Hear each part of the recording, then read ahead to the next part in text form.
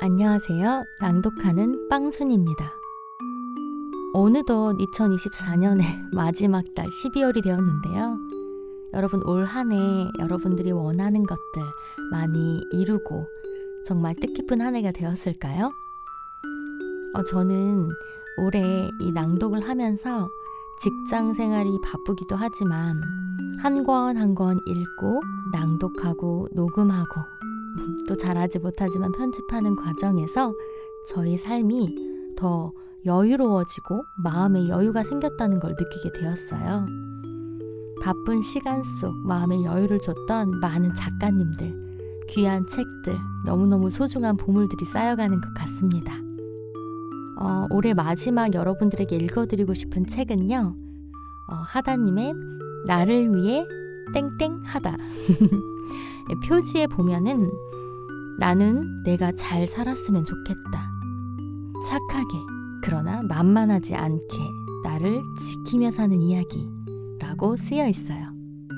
사실 이 책은요. 제가 엄마를 선물하려고 산 책이거든요. 그런데 엄마가 아니라 저에게 너무너무 와닿는 책이었어요. 그렇다면 작가님께서 해주시는 마음 따뜻해지고 단단해지는 글 속으로 들어가 보겠습니다. 고고싱!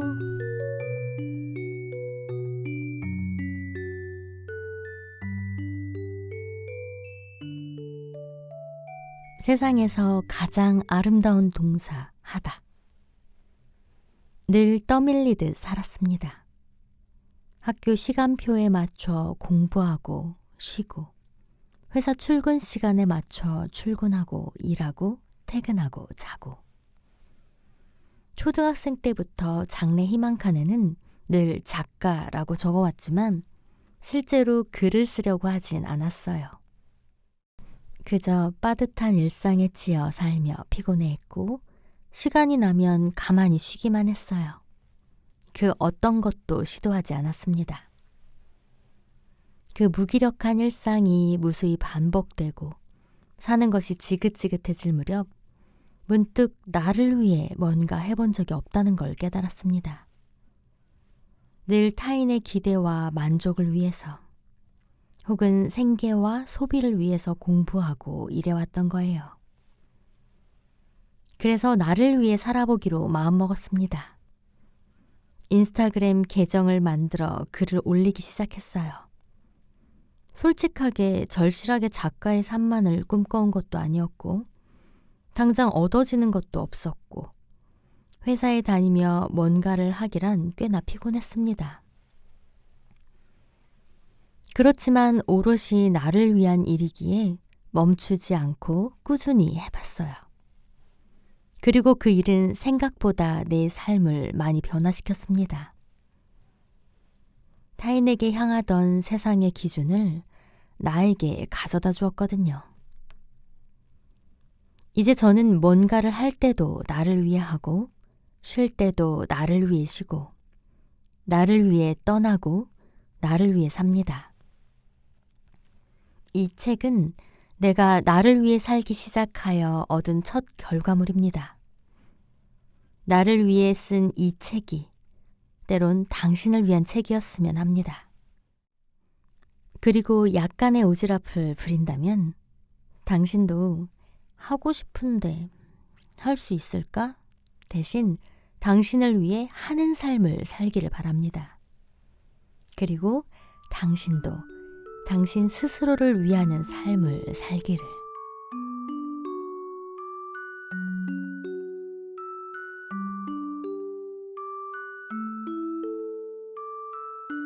호구가 되지 않는 첫 번째 방법.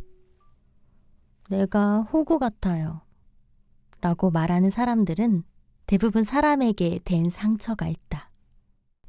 호의를 가지고 대한 이들에게 이용만 당하고 버려졌던 상처. 그런 사람들은 보통 마음씨는 쓸데없이 착해서 상대를 탓하기보다 자신이 바보 같다며 스스로를 탓하기 일쑤다. 사실 타인에게 이용당한 경험만 해도 괴로운 일인데 내가 잘못한 건가? 내 성격은 왜 이럴까? 하고 자신을 탓하며 자괴감까지 느끼니 얼마나 괴롭겠는가. 다시는 그런 상처를 받고 싶지 않다는 생각이 생길 수밖에 없다. 그래서 주변 사람을 경계하고 아무에게도 정주지 않으려 하고 작은 일에도 혹시 나를 또 이용하나 싶어서 예민해지고 그러다 보면 사람을 만나는 일 자체가 피곤해진다. 그런데 그렇게 경계하면 호구 잡힐 일이 없어질까? 자신을 피해자라고만 생각하고 혹시라도 피해를 볼까 조바심 내고 주위 눈치를 살피는 이런 행동들이 상처를 막아줄까? 결코 그렇지 않다. 호구가 되기 싫어서 하는 행동이 오히려 나를 눈치 보는 호구로 만든다. 타인에게 또 이용당하기 싫어서 타인이 나를 어떻게 생각하는지 끊임없이 살피는 모습은 오히려 만만하고 쉬운 상대로 보이는 것이다. 결국 신경 써야 하는 것은 타인의 생각이 아니라 내 마음 상태다. 타인이 나를 어떻게 보는지, 어떻게 생각하는지, 저 말은 무슨 의미인지 신경 쓰고 고민하는 대신 나부터 나를 존중해야 한다. 사람에게 받은 상처로 자신을 호구라고 폄하하기보단 나는 존중받는 게 아주 당연하다고 먼저 생각해야 한다. 스스로 존중하지 않는 사람을 누가 존중하겠는가? 그러니 나부터 존중해야 한다. 우리는 호구 대신 당당한 사람이 되어야 한다. 그리고 이용당하는 게 잘못인가? 사람을 이용하는 게 잘못이지.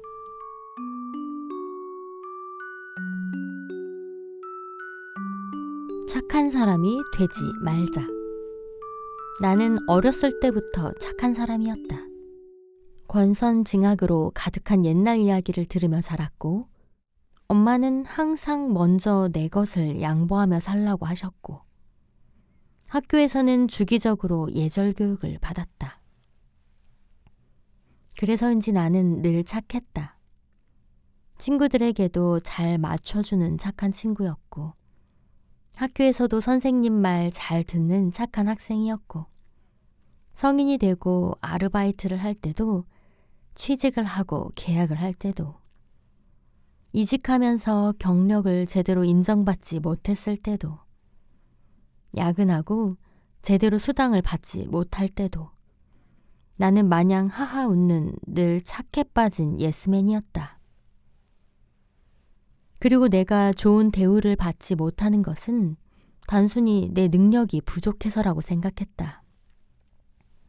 그렇게 한참이 지났다. 친한 동료와 연봉에 대한 이야기 나눈 어느 날 실력도 경력도 내가 더 위였고 업무량도 내가 더 많았는데 동료의 연봉이 더 높다는 걸 알게 되었다. 어쩌면 내 능력이 문제가 아닐지도 모른다는 생각이 들었다.